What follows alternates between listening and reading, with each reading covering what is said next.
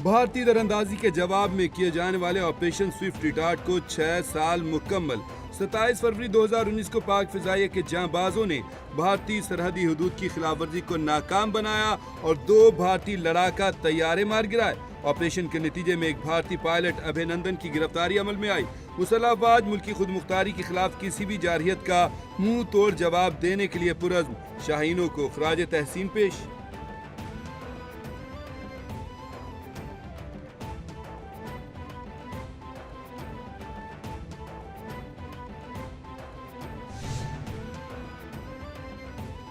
वज़ीर-ए-आज़म शहबाज शरीफ का operation Swift retort के 6 बरस मुकम्मल होने पर मुसल्लह अफवाज को खराज अकीदत पेश। वज़ीर-ए-आज़म ने कहा, आज से 6 साल पहले 27 फरवरी 2019 के दिन पाकिस्तान एयरफोर्स की जानिब से दुश्मन को एक वाज़ेह पैगाम दिया गया कि पाकिस्तान अपनी सरहदों की हिफाजत की भरपूर सलाहियत रखता है। हमारी अफवाज ने यह साबित कर दिया कि पाकिस्तान की सलामती के लिए हमारे जवान हरदम तैयार हैं। मुझ समेत पूरी कौम को अपनी बहादुर अफवाज पर फख्र है।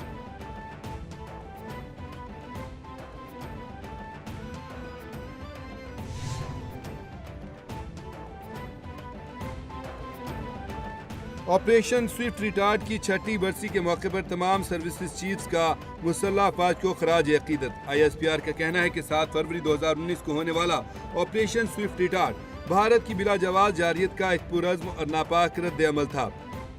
इस ऑपरेशन ने पाकिस्तान की मुसल्लह अफवाज की ऑपरेशनल महारत और तैयारी का मुजाहरा किया। सर्विसेज चीफ का कहना है कि पाकिस्तान की मुसल्लह अफवाज कौम को किसी भी खतरे का मुकाबला करने के लिए पूरी तरह तैयार हैं।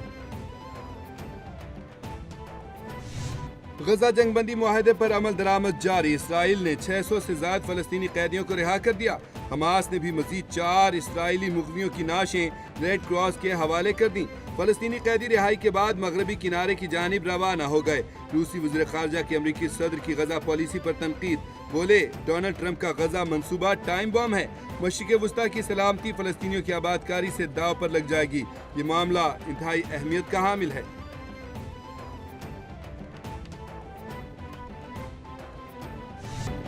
जीत और हार से बेनियाज शाहीनों का आज नया इम्तिहान। पाकिस्तानी टीम आज बांग्लादेश के खिलाफ अपना आखिरी ग्रुप मैच खेलेगी। दोनों टीमें दिन 2 बजे रावलपिंडी स्टेडियम में इन एक्शन होंगी। मैच में बारिश भी रंग में भंग डालने को तैयार। रावलपिंडी में बारिश के बाद दोनों टीमों का प्रैक्टिस सेशन भी मनसूख। पाकिस्तानी टीम न्यूजीलैंड और भारत से अपने मैचेस हारने के बाद मेगा इवेंट से बाहर हो चुकी है।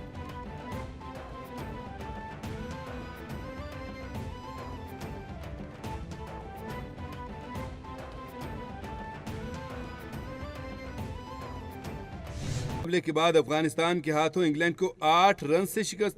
इंग्लैंड सेमीफाइनल की दौड़ से बाहर। 326 रन के हदफ के ताक़ुब में इंग्लैंड की पूरी टीम 317 रन पर ढेर।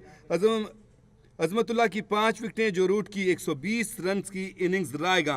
अफगान बैट्समैन इब्राहिम जरदान ने गोरे बॉलर्स का भुरकस निकाल दिया। जरदान की 117 रन की शानदार इनिंग्स चैंपियंस ट्रॉफी में सबसे ज्यादा स्कोर का रिकॉर्ड बना डाला।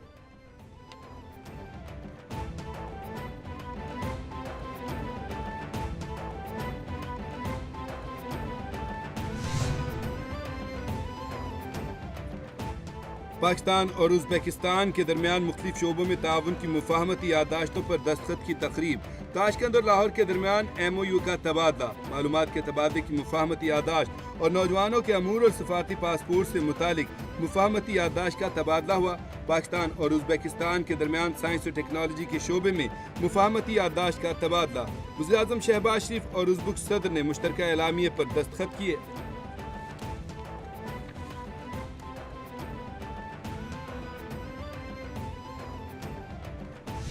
I would strongly urge upon you to consider these opportunities and take it up in all seriousness. And I want to assure you that the government of Pakistan and my colleagues sitting here will be at your beck and call, including myself. At the moment, I am not addressing you as the Prime Minister, but as the Chief Executive Officer of Pakistan to serve you, your business, your interest and Pakistan's cause and promote our joint cause of Uzbekistan and Pakistan. This is what we are here for. Pakistan और Uzbekistan की आवाम के दिल साथ धड़कते हैं। दोनों मुल्कों के ताजिर ताल्लुकात के फ़रोग़ में किरदार अदा कर सकते हैं। अफगान ट्रांजिट रेलवे मंसूबा खित्ते की तरक्की के लिए गेम चेंजर साबित होगा। पाकिस्तान में सरमायाकारी के लिए बहुत मौक़े हैं। सरमायाकारी के लिए इक़्तिसादी जोन भी बनाए गए हैं। मुल्क में बिजली के हुसूल के लिए सस्ते तरीके अपनाए जा रहे हैं। वज़ीर-ए-आज़म शहबाज शरीफ का उज़्बेकिस्तान बिजनेस फोरम से खिताब।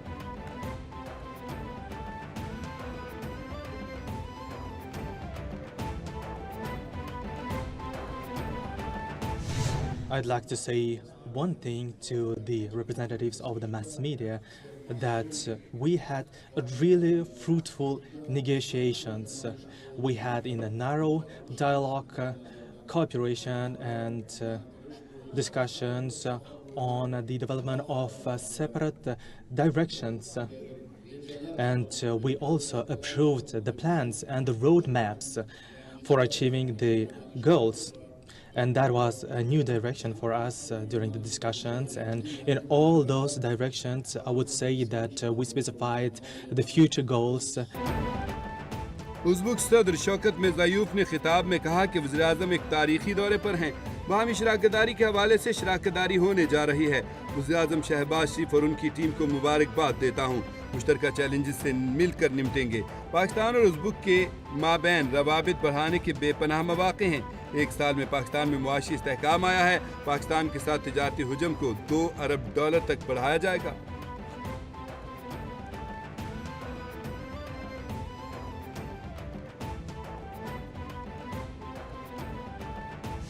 People's Party believed in dialogue and engagement and compromise, not enforcing your view despite having the votes. As far as the 26th Amendment or PICA or any of the other, every single one of them, I think Pakistan People's Party has had a positive contribution to. As far as the 26th Amendment, okay, perhaps it's not exactly as I would have drafted, but it was a long-standing aim of the very Charter of Democracy that you referred to, that we were going to establish a constitutional court. Bilawal Bhutto Zardari कहते हैं कि रियासती इदारों को सियासी इंतकाम के लिए इस्तेमाल नहीं होना चाहिए। पाकिस्तान को मुख्तलिफ चैलेंजेस का सामना है। पाकिस्तान में जमहूरियत मजबूत नहीं। पीपल्स पार्टी जमहूरियत पर यकीन रखती है। पीपल्स पार्टी का मिसाक़े जमहूरियत में अहम किरदार था। कौमी सियासत में ज़रूरत पड़ने पर पीपल्स पार्टी ने ही साथ दिया।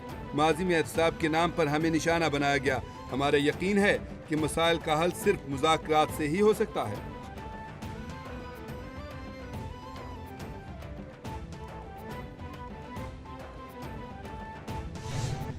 और सूबाई दारुल हुकूमत लाहौर के मुख्तलिफ इलाकों में बूंदाबांदी। आज़ाद कश्मीर और बालाई इलाकों में वक्फे से बारिश और पहाड़ों पर बर्फबारी का सिलसिला जारी। वादी नीलम और बालाई इलाकों में बर्फबारी से सर्दी की शिद्दत में इजाफा हो गया। कालाम, मालम जब्बा और गिरदोनवाह में सफ़ेद चादर बिछ गई। शारदा में पारा -4 और ग्रेस वैली में -9 रिकॉर्ड। महकमा मौसमियात के इस्लामाबाद, मरी और जीबी में बारिश और पहाड़ों पर बर्फबारी की पेशगोई।